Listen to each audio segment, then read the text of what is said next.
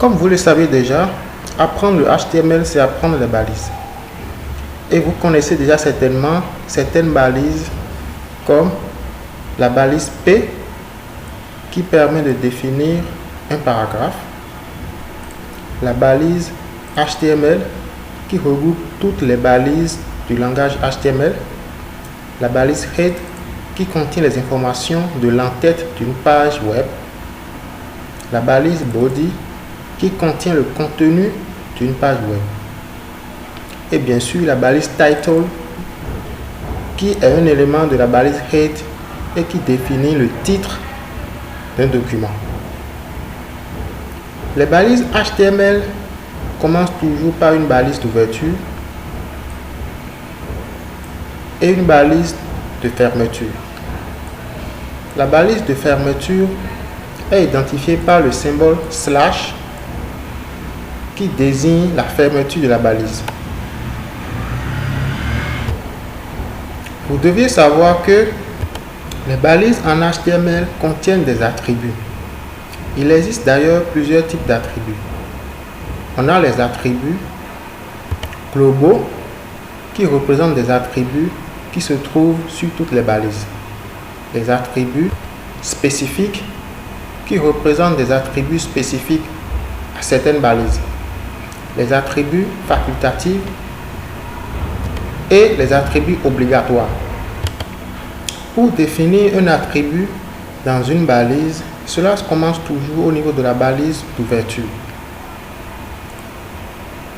Vous faites un peu de l'espace après la balise d'ouverture et vous écrivez maintenant le nom de l'attribut en question.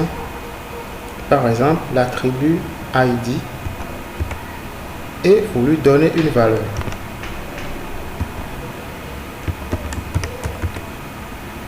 La valeur de l'attribut ID est second. On peut également définir d'autres attributs toujours dans la même balise, en essayant de faire un peu de l'espace après le premier attribut. Langue FR. Voilà. Là, la balise P a deux attributs, ID et langue. Il est important de notifier que la balise ID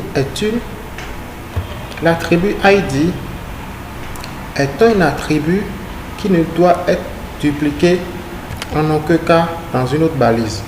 C'est-à-dire, remarquez avec moi que la valeur de l'attribut ID de la première balise est différente de la valeur de du deuxième ID de la deuxième balise.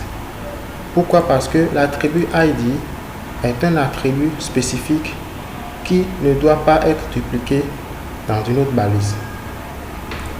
Mais par contre, l'attribut langue de la première balise est le même que l'attribut langue de la deuxième balise.